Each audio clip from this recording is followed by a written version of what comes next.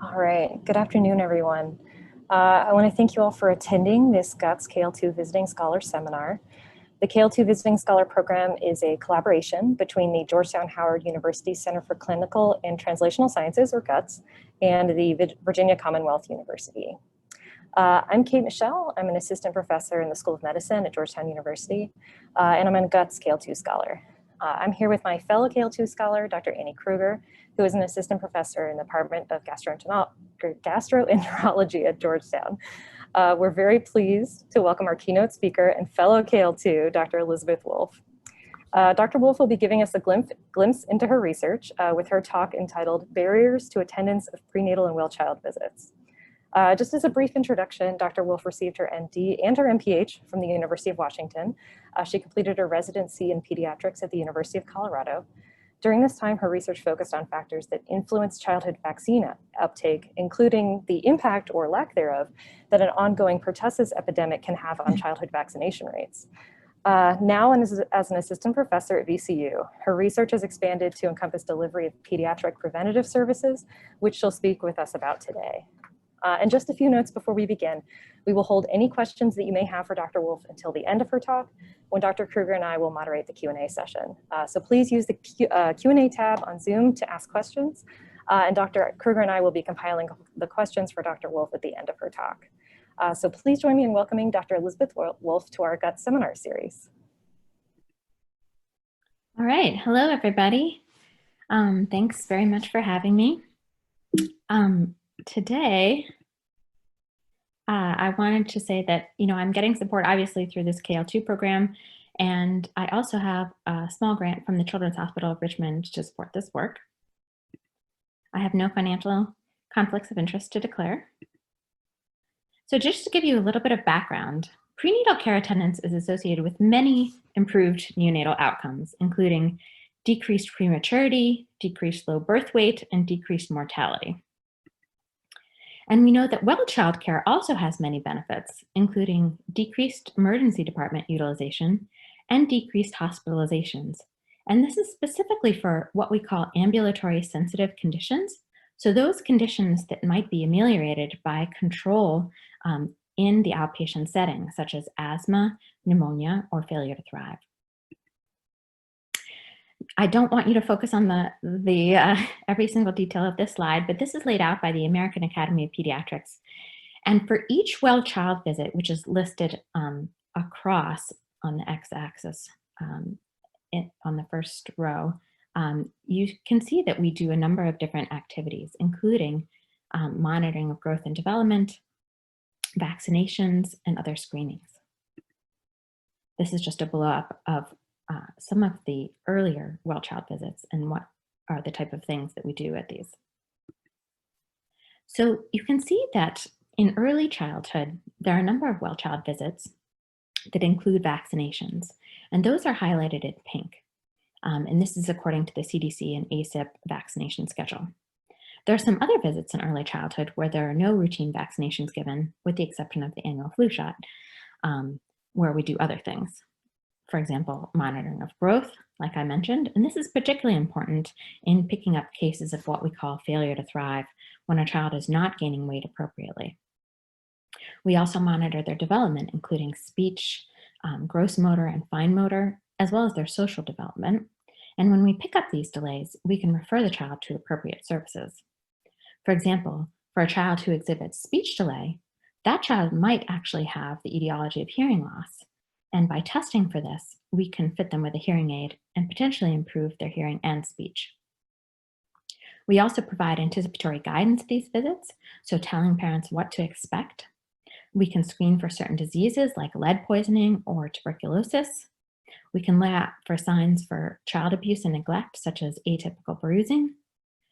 We can counsel family on safety measures like using appropriate car seats, having smoke detectors or carbon monoxide detectors, gun safety, safe sleep habits, which I know is talked about a lot at Children's National. There are also ways to address social determinants of health, like food insecurity, at these different well child visits.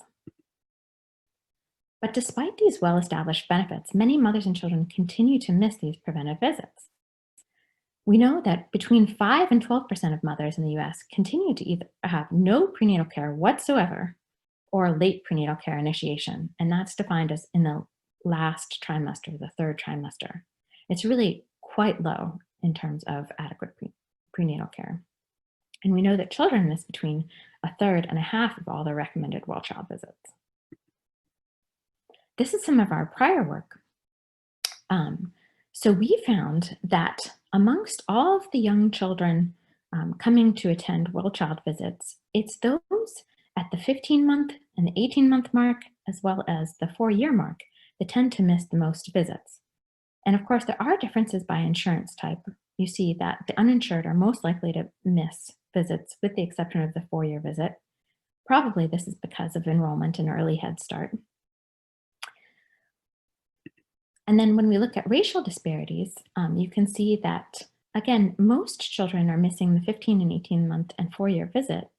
And there are differences by different races, where African-American children are more likely to miss most visits, with, again, the exception of the 4-year visit. And we can see that the visits most likely to be attended are those where the vaccinations are actually given. So this missing of preventive visits, it's really a 2-generation problem. A mother who has adequate prenatal care is almost twice as likely to have a child with adequate well child care attendance. And this could be because the same factors that decrease a mother's likelihood to attend her own prenatal care visit may also affect her ability to bring her child to her well child visit. Now, previous studies suggest that the following are associated with poor prenatal care attendance and well child care attendance individually: poverty, African American race, Hispanic ethnicity, young maternal age, unmarried status. I'm just going to put in earphones. Can everybody still hear me? Unmarried status, greater parity, which means greater number of pregnancies, lower level of education, mental health problems, transportation difficulties, public insurance, and lack of insurance. Although intimate partner violence is associated with poor prenatal care attendance, the evidence on the association between interpersonal violence, intimate partner violence, and well child attendance has been mixed. Many of these studies use data that's over 15 years old and are focused on a single risk factor, or they include just a single socioeconomic group. Several changes to the healthcare landscape have occurred over the past few decades, including the Affordable Care Act, which may have affected which factors impacted attendance, and that's why we chose to embark on this study. Furthermore, no studies have examined factors impacting prenatal care and well child care attendance within the same study. And it's important to look at these outcomes together so that we can understand the true distinctions between healthcare utilization of mother and children, rather than the differences due to study population, data collection, or methodology. The objectives of this study were to determine if the risk factors for poor prenatal care and well child visit attendance are the same or different, and to see whether or not there are differences between these groups. So we conducted a retrospective case control study at the VCU health system, which is an academic safety net health system in Richmond, Virginia, between 2017 and 2019. Cases and controls were randomly selected at a 1-to-2 ratio from the eligible subjects, and they were frequency matched on birth month. Mothers who delivered between May 2017 and May 2018 were included. Children were included between 1 and 3 years of age, and they must have had at least one well child visit between 2 and 6 months of age, and they were born here at VCU. We excluded mothers who delivered at less than 23 weeks gestation, who were incarcerated, and had multiple gestations. We also excluded children who were born at less than 35 weeks and who stayed longer than 48 hours in the NICU. So in terms of defining prenatal care adequacy, we used a standard index called the Adequacy of Prenatal Care Utilization Index. And this uses the infant's gestational age at birth and the month of prenatal care initiation, and also the number of visits in relation to the ACOG recommendations. So cases in our study were eligible if the prenatal care began after the 4th month or the woman received at least 50% of the expected visits, whereas controls were eligible if prenatal care had not begun by month 4, excuse me, that's a mistake, and had begun by month 4 and received 80% or more of the expected visits. So this is just a graphic representation of who we define to be inadequate and who we defined as having adequate prenatal care. Now, well-child adequacy, we use the American Academy of Pediatrics Bright Futures recommendations with specific age ranges for each well-child visit. And we assumed that a child did not receive care elsewhere after their last recorded well-child visit. So cases were those eligible with the lowest quintile of adherence, and controls were eligible with greater than 80% of adherence. And these are some of the specific age ranges we use for each of the visits.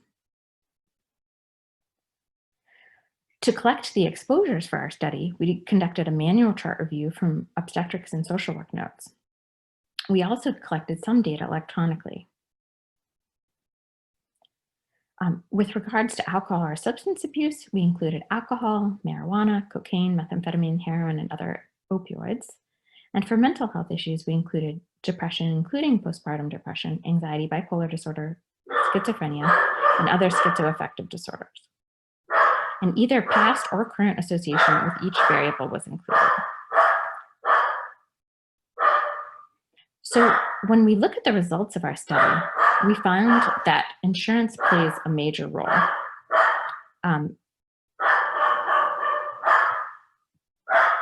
Sorry, 1 second. Let me let the dog out and we'll resume.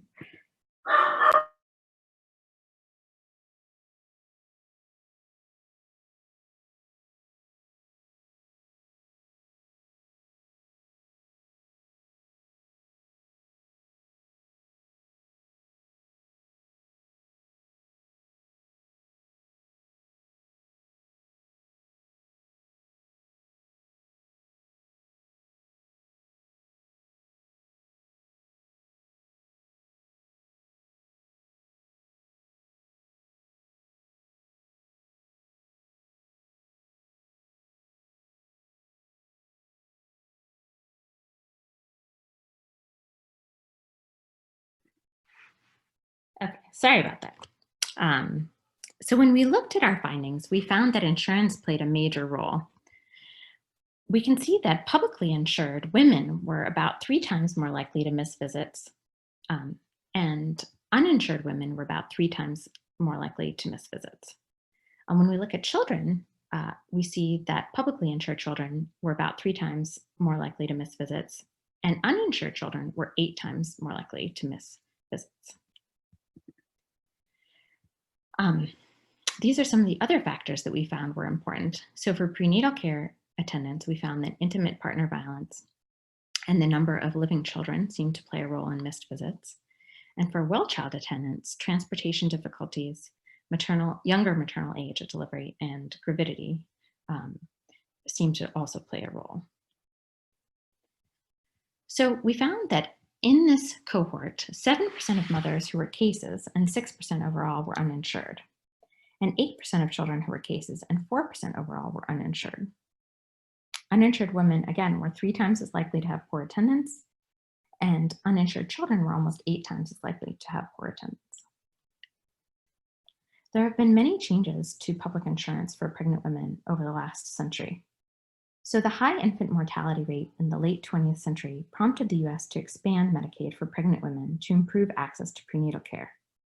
In the early 1980s, Medicaid covered pregnant women up to 47% of the federal poverty level. By the late 1990s,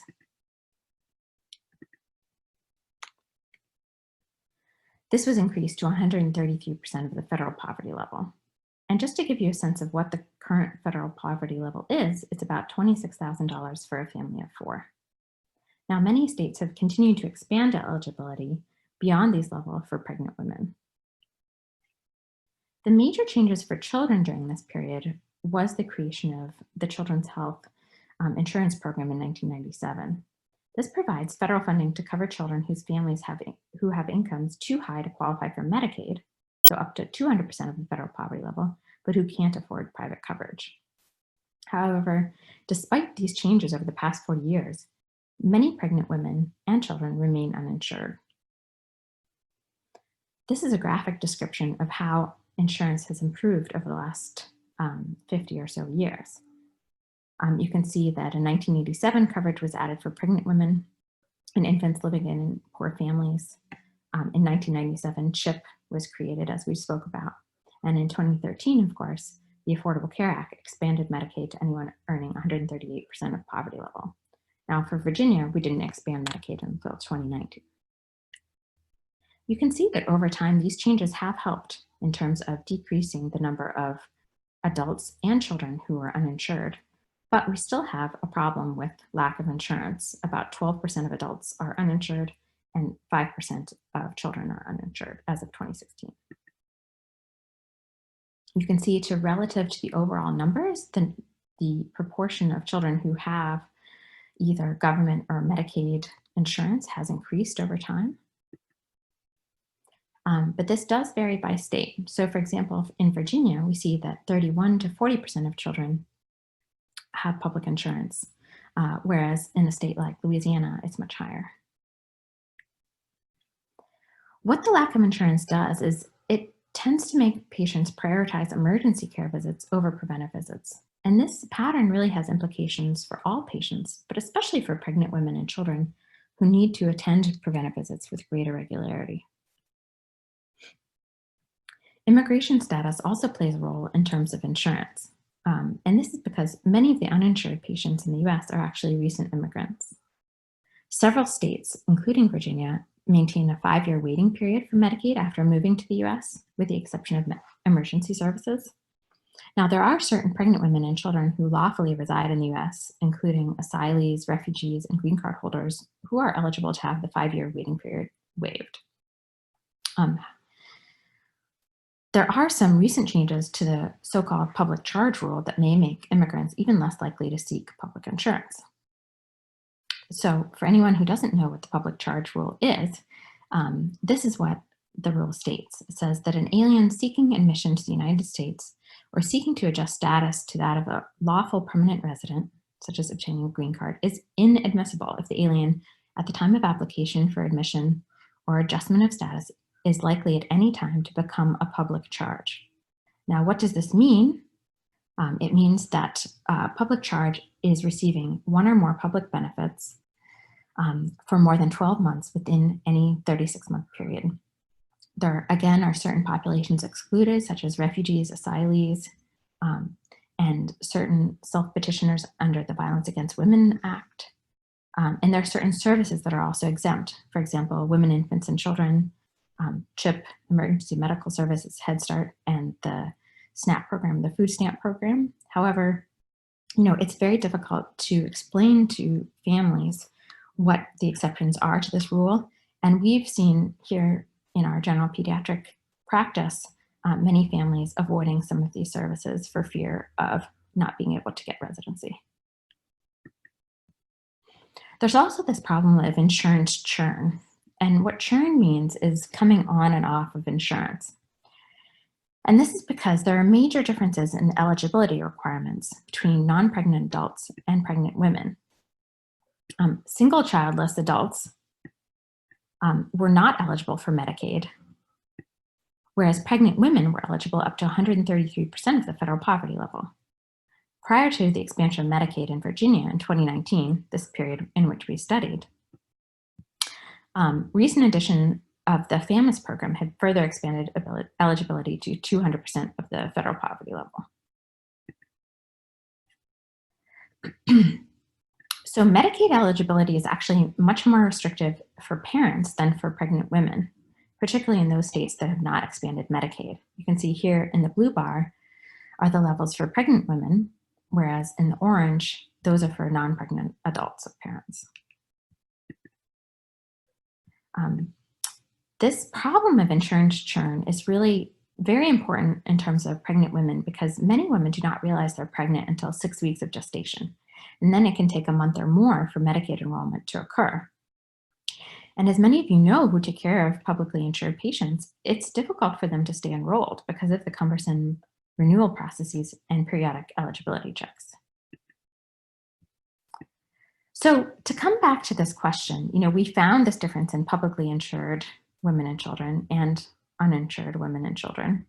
But is it the insurance or is it actually poverty? Because poverty is often used interchangeably with insurance status, because insurance status is often obtained because of eligibility, such as percent of income relative to the federal poverty level. In addition, poor families may have more limited options for childcare and have greater difficulty taking time off from work to attend doctor's appointments. This is just an example of some of the concentrated poverty that we see within Richmond. You can see that primarily in the East End and some of the other central areas in Richmond have very high levels of poverty. The number of living children we found played a role in attendance of prenatal visits. And this may be because experienced mothers feel that prenatal care is not as necessary for later pregnancy, or perhaps there are competing demands of other children while trying to attend these prenatal appointments.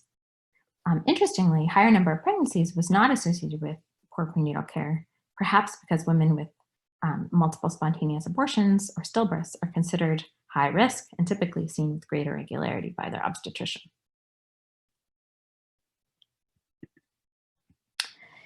Intimate partner violence, we found played a role with prenatal care attendance, and this makes sense. Abused women may be hesitant to come to medical appointments out of fear that physical signs of violence, such as bruising, could be identified. In contrast, we did not find that intimate partner violence was associated with well-child attendance. And this is despite the fact that intimate personal violence tends to abate during pregnancy and then increase again after a child is born. And possible explanations for the lack of association in our study include parental separation after birth, or the fact that well-child visit pose less of a chance of discovery of physical violence, physical evidence of violence compared to the prenatal visit. So transportation difficulties were associated with well-child attendance. We know that 13% of American families report not having a car within the last year, and 5% of families report having long-term lack of car ownership. Even if families do own one car, that car is typically used by the parent that works outside the home and who may be unavailable for the appointment. When we look at Virginia specifically, less than 10% of Medicaid enrollees use Medicaid transportation. I've heard many families complain about Medicaid transportation.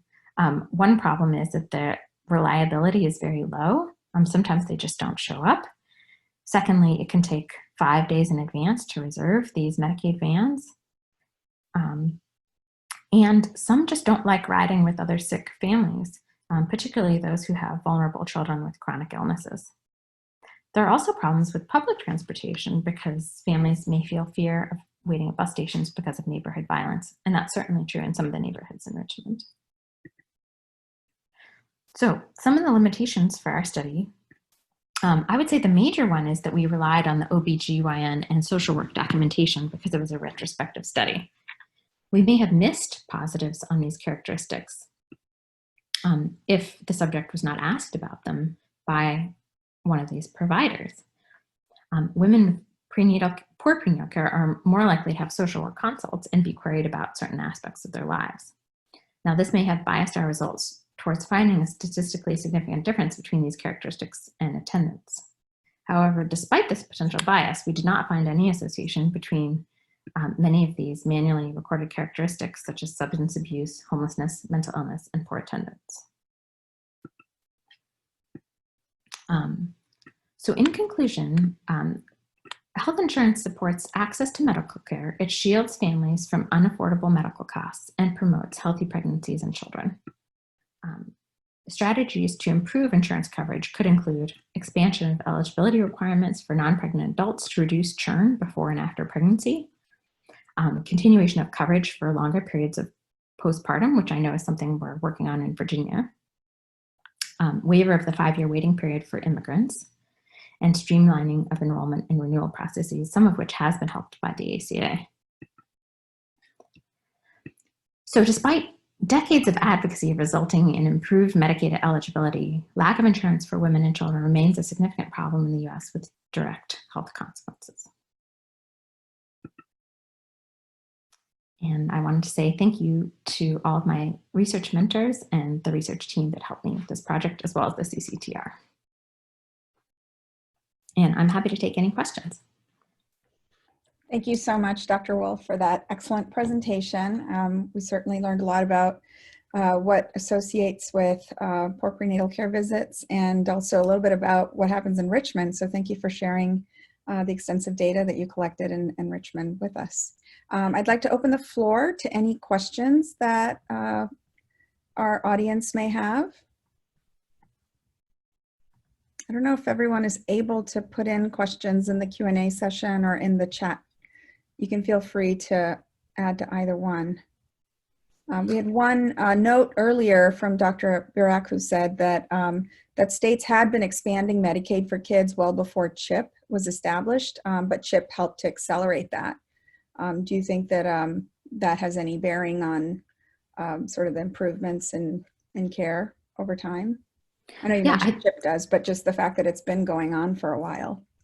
I think that's a very important point. I think not only is improvement in public insurance for children important for children, but actually improving insurance coverage for adults also helps children.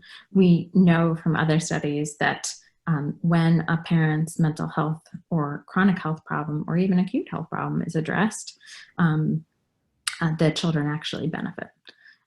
So when we think about how, what is the best way to improve children's health, we need to not just think about children themselves, but their surrounding families. That's why the American Academy of Pediatrics, of which I'm a part, tries to advocate not just for things that directly impact children's lives, but things that can improve their parents' lives as well, like criminal justice reform.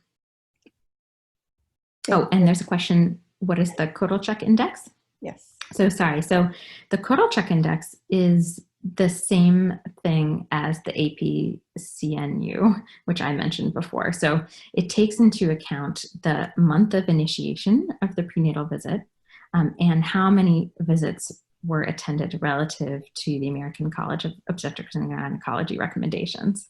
So you are penalized for starting prenatal care late, and you're also penalized for missing visits. We have a question from the chat box that asks, do you think health reform is timely to address these disparities and reduce preventable bad health outcomes? Do I think health reform is timely? Mm-hmm. Yes, to reduce these preventable outcomes. Yeah, I mean, I think there are many problems within the healthcare system. And I think one of the best things that happened with the Affordable Care Act is the real emphasis on preventive care. So really funding things that we know improve public health to the greatest degree, things like vaccinations or prenatal care. Prior to the ACA, only 12% of private insurance programs actually covered maternity. I mean, that is just astounding. And pregnancy itself was considered a pre-existing condition. And something like prior cesarean section could actually be a ding against you. So that could be a reason that insurance companies either declined insurance altogether or raised your premiums. And so the ACA really prevented that from happening and actually made maternity one of those 10 essential services that insurances had to cover, and without charging higher premiums for women. Great. Thank you. Another question just came in. Many pregnancies are unplanned. For those coming off birth control, will they ever be able to get Medicaid by the time of a positive pregnancy test? So I think it's a big problem. So, like I was saying, historically, we've treated pregnant women and childless adults very, very differently. And we all know that, pregnancy is a transient condition that lasts, at a maximum nine months, 9.5 months. So the differences in insurance is really a problem, both before and after pregnancy.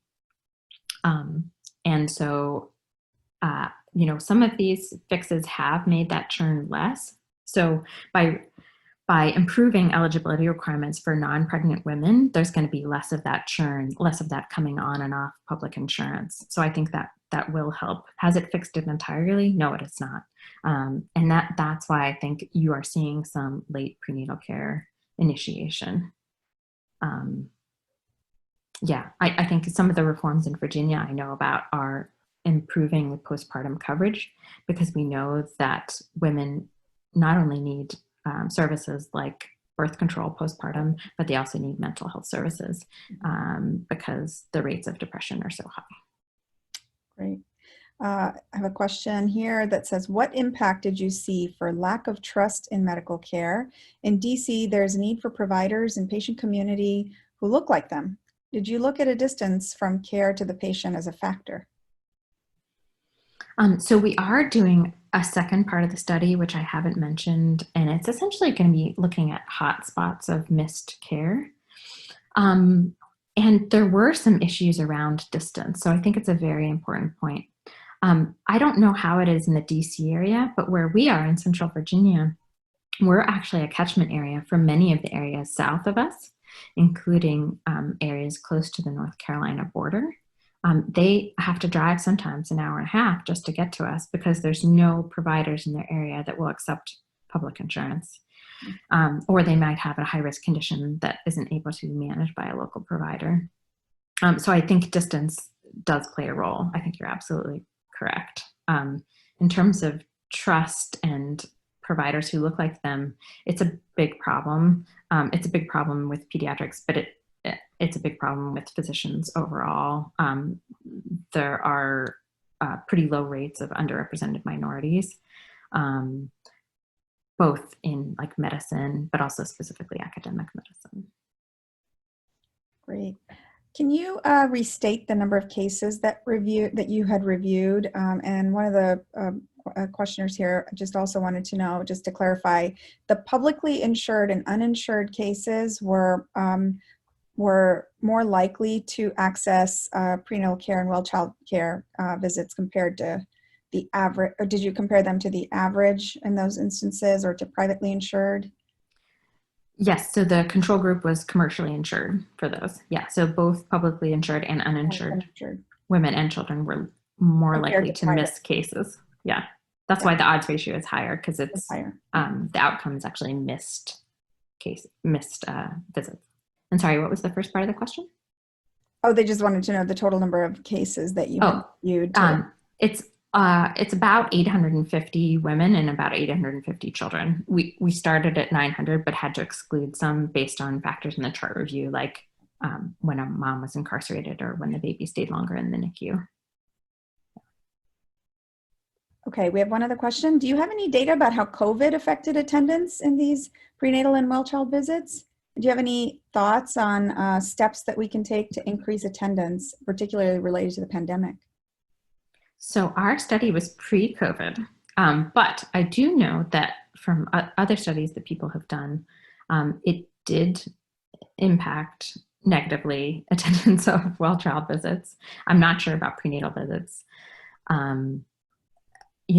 At VCU, it actually hasn't impacted our volumes very much. We've bounced back to pre-COVID levels, and we've been there for several months.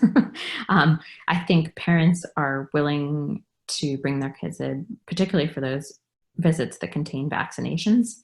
Now, some of the visits that don't contain vaccination, like the 9-month or the 15-month visit, there has been a little bit of a drop off there. I'm hoping with the flu season coming on now and people coming in to get their flu vaccinations, we're going to see an uptick in those other sorts of visits. Great, thank you. And then lastly, what would you do? What would be your next research question or approach as a result of what you found? And is it to expand your research to assess its generalizability? Or do you plan to do any kind of interventional study next as a result of these findings? And is there any policy implementation that can be done as a result? Yeah, so the KL2 project, this is actually the first part of the KL2 project that I have designed. The second part is doing the hotspotting analysis, so actually looking at different neighborhoods that might be at higher risk. And the third part is community engagement. So what we're going to be doing virtually, of course, is assembling community members and other stakeholders, like, for example, healthcare administrators or healthcare providers in some of these hotspot areas to try to understand how we can best improve attendance of visits. And we'll be using some of the results from this first part that I talked about today to inform those discussions. So for example, we know that lack of insurance and public insurance plays a major role. How can we make sure that women and children are better enrolled, and how can we simplify the eligibility checks and other things that can improve their health? Transportation played a role in well-child visits. Is there a way to provide, some clinics have actually provided their own transportation to some of these harder hit areas. I think I met somebody at one of these conferences from, I want to say, Oklahoma, where they were doing this. They actually had their own clinic van to bring people into visits. So what we're trying to do is create real practical solutions to fix these problems. And we want to create solutions that are acceptable to community members and help create solutions that they really prioritize. And along those lines, a question came in, could any change in the trends to telemedicine help influence some of this change? Or do you anticipate that people will use telemedicine in some effective way to make a difference in this situation? So I think there's some real advantages to telemedicine. One advantage that many providers have noticed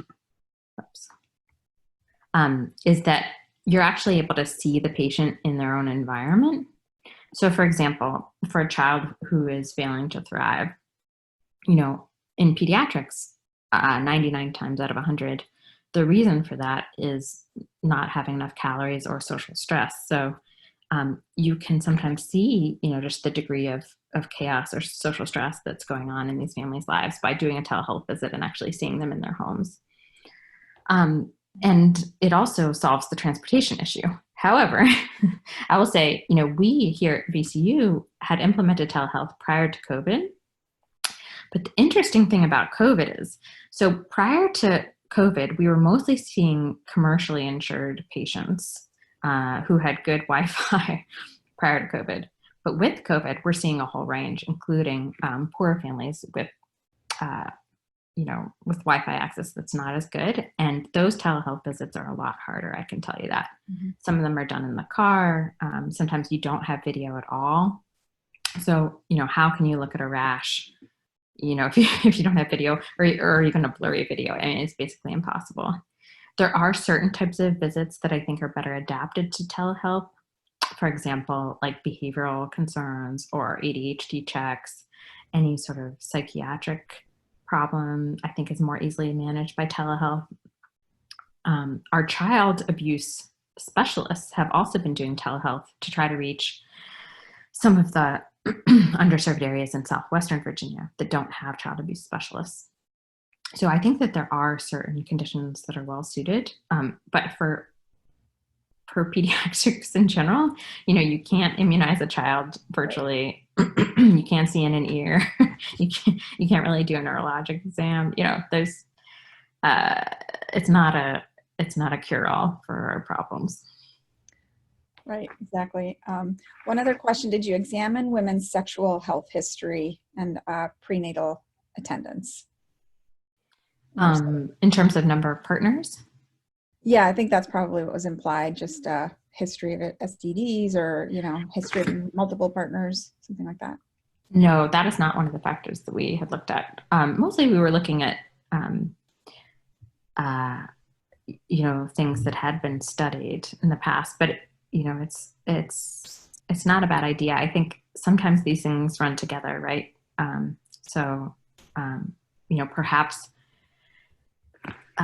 Perhaps somebody with an STD might be less likely to seek care because, they're embarrassed or something like that. But that person is actually, it's more important for them to get into care so that something like a herpes outbreak could be identified and that mom could be put on acyclovir. So I think it's an important factor, and I am thankful for the question.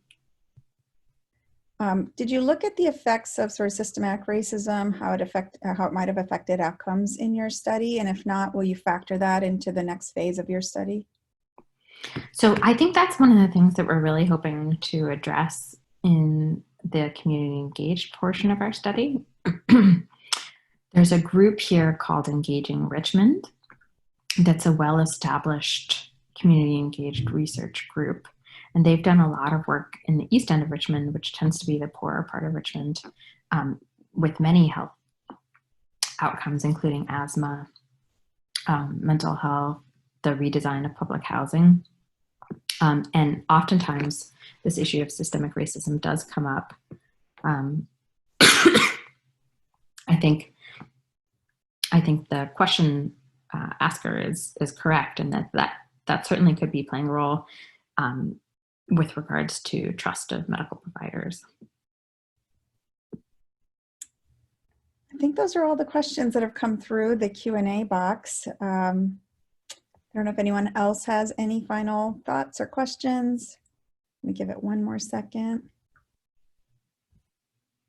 I don't see anything else. So with that, I want to thank you so much, Dr. Wolf, for your time and for your energy in performing this extensive research in Richmond. I think many patients, families are going to, and children obviously are going to benefit from what you found. And also we look forward to seeing how you're going to intervene in this, in this cycle and hopefully lead to better outcomes for both pregnant women and their children. Thank you so much for your time. Thank you. Okay, thanks everybody. Have a great day.